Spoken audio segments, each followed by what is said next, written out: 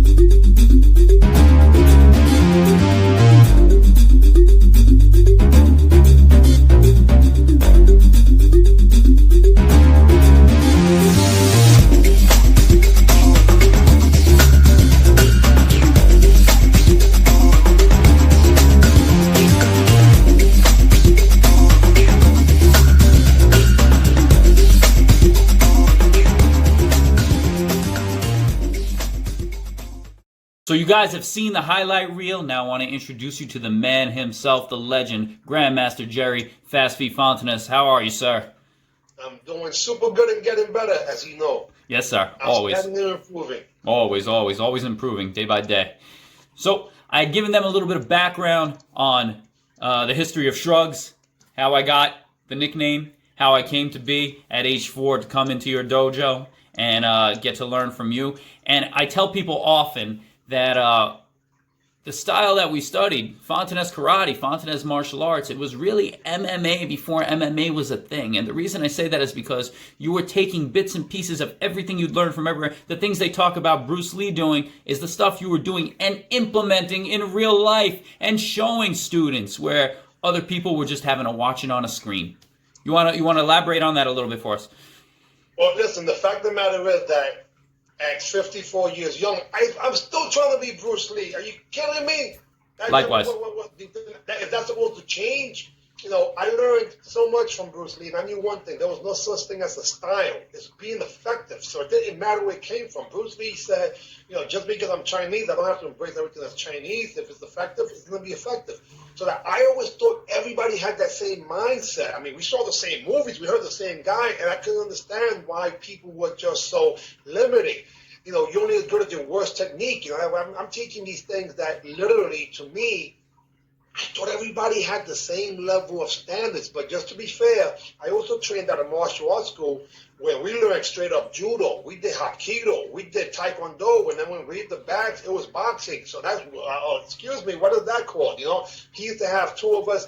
I have a knuckle that initially was broken.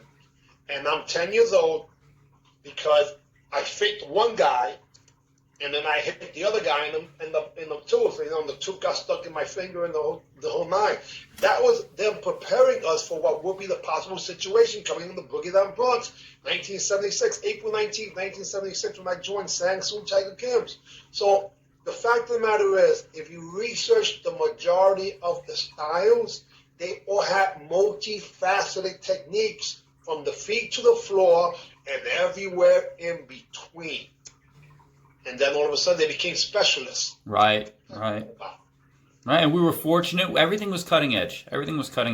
We got to look at Brazilian Jiu-Jitsu before it was a thing for the masses.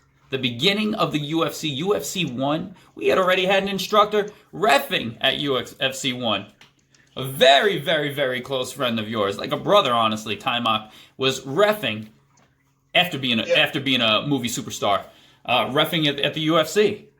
So and that again, listen, just to be 100% honest, I am the most blessed martial artist in the history of martial arts, because not only am I just a real fan, how do I get a chance to hit the elite levels of meeting these people and have them really be friends? Like what everybody else sees as a big thing, they're just my friends, right? Like my brothers. And like, how does that happen? And I get it from a third person looking outside in. It's like, wow, oh, that's Timer, oh, that's Crazy Legs, oh, that's Michael John White, or whatever. And I'm not trying to name drop. These are my friends. These are people that I interact with on a daily basis. The school in Zurich, the motherland, New York's first sport karate training center, had two groups of students there. They had some descendants of what was called New York's finest karate academy, a crazy idea I had at age 16 years old. Getting blue uniforms and so on and so forth. I'm the youngest guy of a crew of people, and I'm the guy who's always innovative and trying to be creative. Like, I was taught by my mother, and I'm sure a lot of people remember this, don't be a follower. And I'm like, oh no, way in life am I going to be a follower. I must be a leader. Now, but at the same time, that didn't mean that you were out of line. You respected your elders. And that was a balancing act that was kind of difficult to do because you don't really know. So children should be seen and not heard. That whole thing, it sounds kind of crazy, but it made so much sense because if you just shut up and listen, you're going to get the knowledge from people that have light years ahead of you. And it's like, now you have that information. And oh my God, you have the edge, information, power. What? So to me, anytime I was around elders, I would ask questions if I was allowed to during that time. I would never interject what adults are talking because that was a no-no. However, in the streets, as an example, if a guy called you a young blood, oh, that was a badge of honor. Like, hey, young blood, what? Like you was like an adult because you carry yourself accordingly based on knowing how to deal around people who are elders. Yes, sir. It hasn't changed, man. I'm speaking right now to a lot of people who I consider them who they are. Pioneers, legends, role models, and motivations for me. And it breaks my heart when a lot of those people forget that.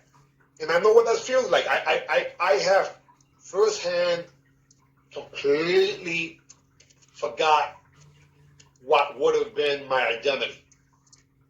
And it does come down to, it's just mental, right? If Superman forgets that he's not really Clark Kent, he'll never fly again, ever. Correct. And Lois Lane doesn't want anything to do with him.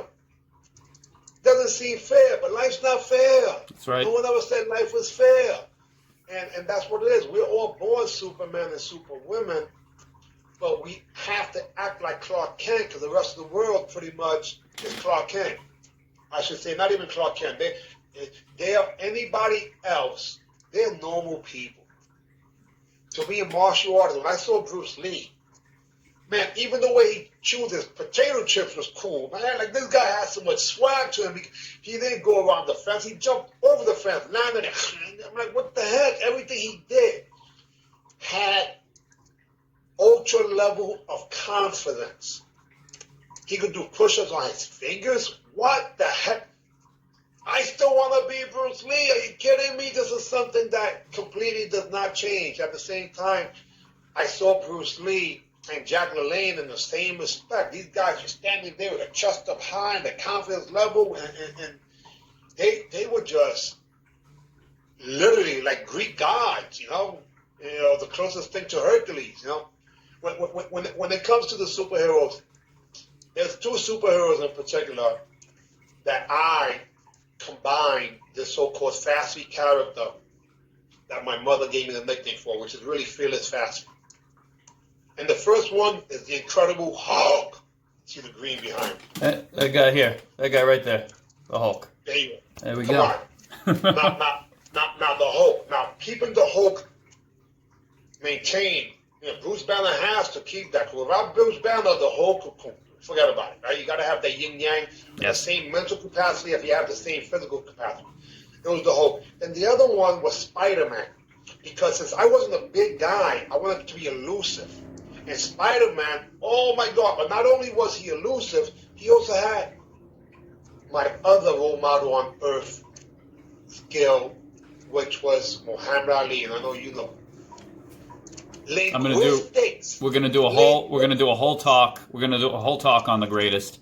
I got a lot of family history, as you know. So the bottom line is that I hear that Bruce Lee was watching Muhammad Ali videos backwards. Mm-hmm. So I'm like, wait a second. And at the same time, both of them also were students of Gorgeous George, marketing. They were the first ones to be able to, like James Brown said, I'm the show, I could be the business. Yes, sir. In the sense that they were able to really make decisions on how their career was, because Bruce Lee didn't have this big manager. This guy's an Asian guy, 5'7", 140 pounds for a few months, usually between 130 and 135. That's a tiny person, right? No, he's a giant of a person because his energy level to this very day, when he walked onto a screen with a mask on as the so-called sidekick in the Green Hornet, we couldn't keep our eye away from that little guy. What is he doing? And I look at the stuntmen, and it's so sad. They had no idea what to do either. Kato was putting a hurting on everybody. I said it in the intro to this video. Kato put a hurting on everybody. So you may have wanted to start off by being Batman, but when you got in there and you saw it all happen, you don't want to be Batman anymore. You want to be Kato. No, you wanted more of that, and it's so crazy because in Batman, he only popped up in that one episode, and that one episode had so much impact. It was completely, mind-boggling, and we want to be able to identify with things, right? I sit on the board for Hip Hop Boulevard because I've been blessed to be part of two genres at the highest level, which is, again, I am the luckiest freaking guy because, come on, every time I get involved with something, it ends up being the so-called elites and the legends. Even though, to me, all it was a day-to-day basis. Well, let's not discount Floyd Mayweather Jr. there. It's hard work and dedication. Hard work and dedication. Well, 1,000%.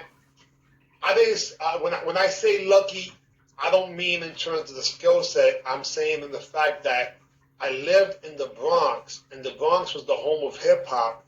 You're fortunate. Yeah. Anyone who came to our school, whether it was in the 1980s or 90s, between martial arts, hip hop and so-called what would be freestyle music. Are you kidding me? Oh yeah, That, I was a fortunate, blessed kid, and I tell people that all the time because people know me as a martial artist, they know me as a musician, and I was very, very blessed from age four, getting to work with the top people in the industries in both sections. The connections that I have through martial arts alone, people are always shocked when I mention a name and I go, no, worked with, seminared with. My master brought him in. yeah, We worked. Ernie Reyes Jr., worked with him. yeah, Billy Blanks, yeah, worked with him. yeah, Superfoot, yeah. worked with them. We had them all. And we're blessed and fortunate to have them. Well, again, and to me, so that's what I mean about lucky. I'll use the word blessed instead. I like that better, which is the truth. At the same time, I was going through surreal experiences because when I would see myself on television, it was freaky. I go, hey, what? Or on a newspaper, or even in a radio, interview. I remember, Great Grandmaster Aaron Banks. I mean, this is a guy that if it wasn't for him, my instructor, Sansu Tiger Kim, would have never been on Why Water Sports on ABCs, and I would have never had a chance to see this guy flying through the air with the greatest of ease while breaking boards, and knocking people's apples off their mouths, and all just like some superhero things. So I always felt like I had a legacy to follow because you only stand on the shoulders of giants, I mean, otherwise, how can you reach that high? Well, And I've never understood how people have selective memories. Even back then, I'm like, wait a second. Let's just be honest. What's wrong with being honest? I mean, come on. You don't have to, blow no smoke up anyone's rear. But don't pick and choose when you choose to so-called brown nose people. What the heck is this about? Like, that's not a value that I respect. Honesty is the key. And honestly, it wasn't easy to be a martial arts instructor during the 1980s and 90s when I'm 22 years old. The streets were calling loud. I mean, the things that were happening were crazy, but at the same time, even there, I had a reputation as being a straight up person. So I could have easily been part of the dark side. But what I had to do purposely every single day is make sure that I realized what I wanted to really do. And what I wanted to do is two things. It's just two things. I wanted to make my parents proud, and I wanted to be a good father. Everything else is what I did. right. That's it. Be a good boy. What's wrong with that? Make mommy, daddy proud. What's wrong with that? Love your children and give them a good example. Keep them moving. Come on, what's wrong with that? My father was incarcerated, but it didn't matter. He paid for martial arts lessons from being in the federal pen. And in terms of between my mom and my dad, my mom, we would go weeks without speaking, and it wasn't because of a problem and not skip a beat when we did speak to each other. But my dad hugged and kissed me to death. He's the first guy that called me handsome, and even in the penitentiary, he would have me do demonstrations to his friends, like extremely proud to the highest level. We're like, wow. So I was brought up by loving parents, even though it was a pretty unique situation because when you have a teenage parent or parents that are teenagers, I was born when they were 17. My son was born when I was 17. So I said, what can I do as being a parent to change the so-called The status quo, right? How can we change this pattern? How can we Right. change this? And I told my son the truth. I said, listen, the things I would have done different was less partying and more of the thing I loved, which was martial arts. Because the truth of the matter is that the most difficult day in my life was the day I found out I was going to be a father, age 16. Like, what? The level of pressure, you don't know what that is. You think it's hard to study for an exam? You think it's nerve-wracking to try to interview for a job? Approaching that girl, asking her name? None of that stuff means nothing except when the world comes crashing down on your shoulder and you're like, huh? I'm going to be your father? And immediately it became, well, what am I going to do to be able to make my parents proud and a good father now? And I chose martial arts, and it wasn't really the most intelligent choice at the time because I didn't have any evidence near me. However, I said, well, they're in the magazine, and I saw him on TV. So, when we come, when you're from the Boogie Down Bronx, we give props where it's due, but we ain't gonna be kissing no one's. He puts his pants on one leg at a time. Also, he wakes up in the morning with bad breath, and they're humans. Come on. So that attitude that other people think is the New York attitude is just being realistic. We respect people, but we don't have to be these blind little suckers that we used to call them. You're a sucker. Well, in the end, you wound up on those magazines. You wound up on that television. The viewing audience just got to see clips of you in competition, doing things in sport karate, in true self-defense based martial arts, MMA, whatever we want to call it, whatever it was that we were fortunate enough to be practicing, that you don't see anymore. I'm going to show the audience some clips of what would have been had the world been in a different place right now and we weren't subject to everything that's going on. Unfortunately, we had the 2020 Olympics about to happen, and they were going to be in Japan, and they were going to have, I see the head shaking already, here it comes, first time ever Olympic karate by the WKF, which I like to refer to as WTF. What is that? Well, the WTF is the World Taekwondo Federation, so that's the predecessor to the WKF, and this is going back to 1988. But in my mind, WTF is that what the, because I can't even. I say the umbrella to it because that's a perfect acronym for it, initials for what the, and it's so sad because you always had two forms of karate, so to speak. You had your traditional, and then you had your contemporary. And that's always going to be the case, even in boxing. You got the traditionalists, and then you got the contemporary. Same.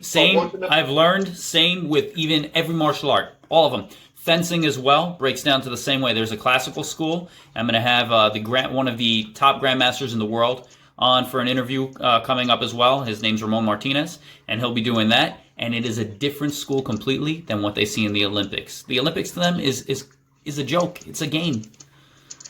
Well, what happens with the IOC, people don't realize, if you think about it, what's the Olympics? The Olympics is a show.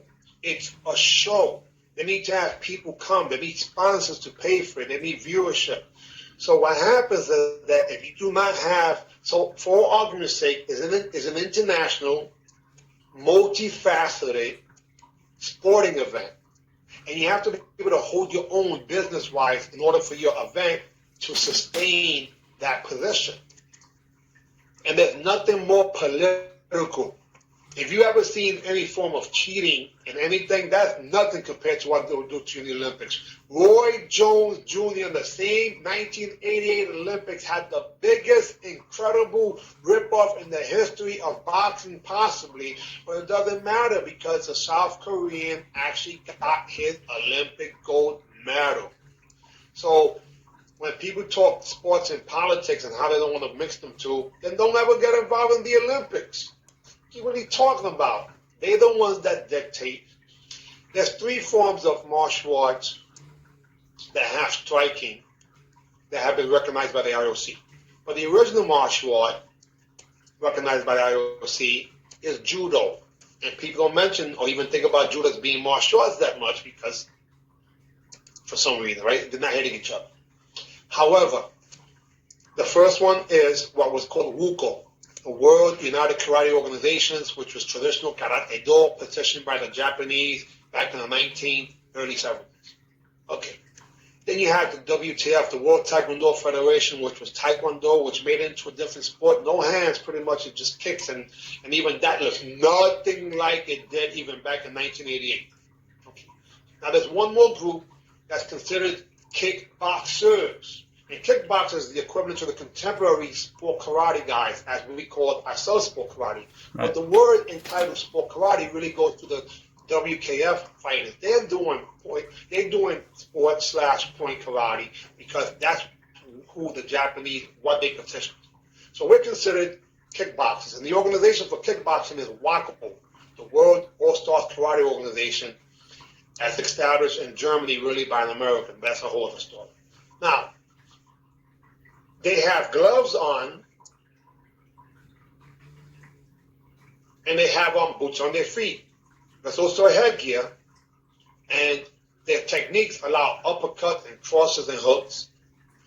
So everyone's kickboxing, or they're doing light contact kickboxing or semi-contact kickboxing, what we would call point karate or continuous contact.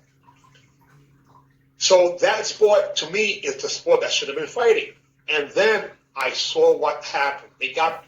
IOC actually recognized them, and they took an extended glove on the front hand, so almost like you're fencing with the glove,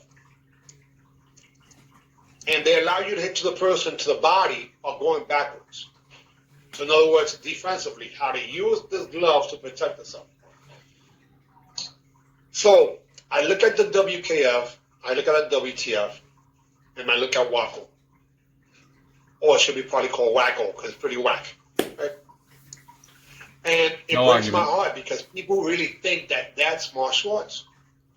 Well, and also, when people ask me about what I do, what I did, what I learned, and I discuss the format of competitive sparring, or even the in-school sparring, that's what they associate. And they go, those guys play tag. They play tag. And so then we spar, and they realize I don't play tag because I wasn't taught to play tag. No, because any way you put it, you still have to get home safe. That's right. The only goal of a martial arts instructor is to empower his or her students to make the right decisions, meaning awareness, to get home safe. That's it. Everything else is what we do. But why we do it is to get them home safe. And the number one takeaway from everything we ever learned technique-wise was this big one. And we always go back to it. And even when I see former instructors from Fontanez Karate, we all talk about the same thing, whether we're watching a boxing match, whether we're watching any combat sport. The best block in the world was always not being there. In your highlight reel that I post, it's right there, not being there, using angles to set people up, not ever having to throw a kick to win a match. And we don't see any of that. It's necessary, and when it comes down to it, there's different levels of that. There's so many different levels to it. You know, people were playing point karate. Okay. If you would see what was happening in my mind, you would say, this guy here is an Hannibal Lecter. You know, what's wrong with this dude? In my mind, that back fist was the finger jab. The finger jab became a palm heel to knee the person to the groin. Stomp him on his throat on the way out to get home safe. I hit the person. There's a person in front of me, but if you notice quite often, I hit them in the entire circumference of their cranium. Because I want to be the person who's in front of you, the person over here, the person behind you, the person over there.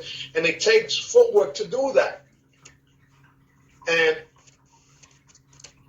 it was do or die, life or death. But that didn't mean that I was, even though my mindset was like that, you didn't see hit people late or dirty or low. No.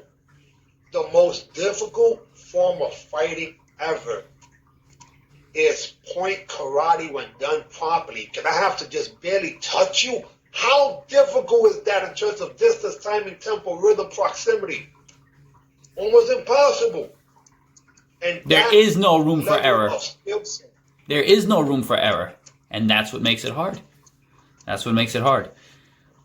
I definitely want to do follow-up on this subject. I want to do a two-parter on this one because I want to talk about what this nonsense is and the progression of what we practiced and the carryover into full contact sports like the UFC, Bellator, and MMA. Yeah. I do want to do that with Absolutely. you.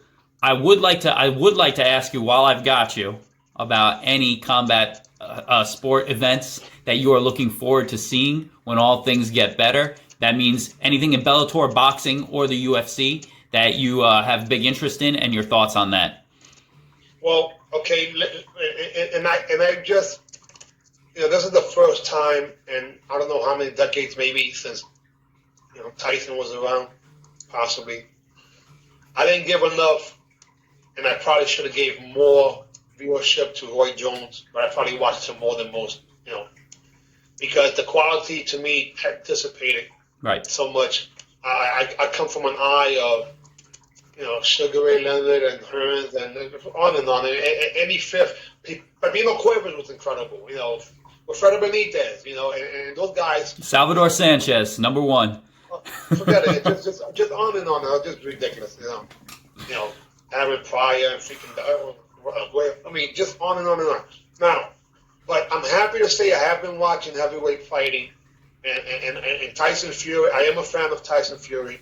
Big fan. I love that the nemesis of 180 opposite, which is kind of freaking funny as hell, literally from another country. That third fight, I'm really looking forward to that, because it really is in the tradition of the heavyweight championships of yesteryear, and I love that fact.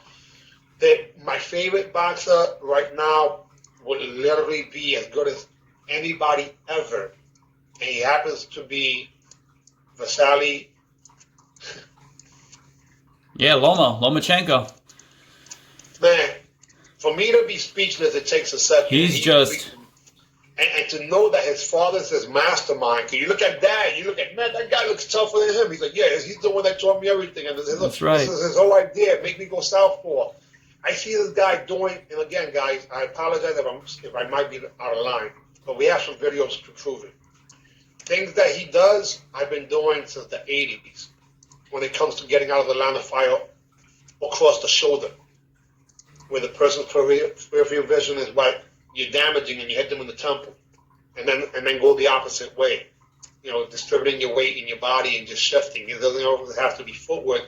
It could be weight distribution and leaning, but it's all angles, always has been. And to see the level of his expertise, where he makes the elite look like amateurs, is so incredible to me. However, it came because of the amateurs. See, guys, it takes time to develop. And as long as your brain has not been destroyed, you will get better through osmosis and time. There's no question about it. You can't expedite things. Look at what they've done to meat. You can't make that chicken get that big and that heavy, because there's going to be consequences, baby. You know what I'm saying? So now, in terms of fight, oh my God. I am not a fan of Khabib. However, I respect his game. Likewise. I'm not a fan. Same page. I don't like attempted rapists, against other men. Tony Ferguson's a different monster. Now, the dark shadow on that fight, it's almost like all of this happened so that fight would happen. How many different ways can you cancel this fight? It's like 5 oh times. My God. And any way possible. It's been any way possible. One's hurt, the other's hurt. National crises, everything to withhold that fight from us. Well, how did he get hurt? He walked in the backstage, tripped on cables, and destroyed his knee. Yeah, an elite athlete. And in the same year, he comes back. Who in their right mind would ever have the audacity to come back that fast with the ability? I don't think I'd ever accuse Tony Ferguson of being in his right mind. Never once. There's no question about it. But now, and again, I hadn't watched a lot of his fights because he wasn't in what you consider the main cards. And I had a chance to backtrack. And the whatever it takes is what that guy does. Yes. It goes back to the work ethic, Now again, respecting Khabib, um, he is relentless, man, like a lot of the wrestlers are. And the ones from Dagestan is different. They are different. You know, that little place has produced so many world champions because there's a different level of quality. But there's one thing I'm going to share, something that I know to be the truth when it comes to at least wrestling at the elite level, whether it's Russia or any of the territories. They never train like Americans train in the rest of the world at 100%. They train at 70 to 80% every day. So you got to give your body time to develop the fast twitching muscles, the relaxation, the recuperation, etc. But if you go all out, what happens is that you need to take a break. And there, that means you trained less. Right. And people are all or nothing. No. Now, mind you, I'm not trying to point fingers here because nobody did that worse than me. When you're trying to take 5 years of inactivity and you make it up in 5 hours or 5 minutes, it's not fair. 5 months, that's a pretty good return on investment. You know, I was out of shape for 5 years. And if it takes me 5 months to get in the shape I was in 5 years, that's incredible in itself. That would be a wonderful return on investment. I made adjustments accordingly, and I learned. And that's what these maturity really, really means. Not just doing what you should do, but not doing what you shouldn't do. So I'm excited more than ever.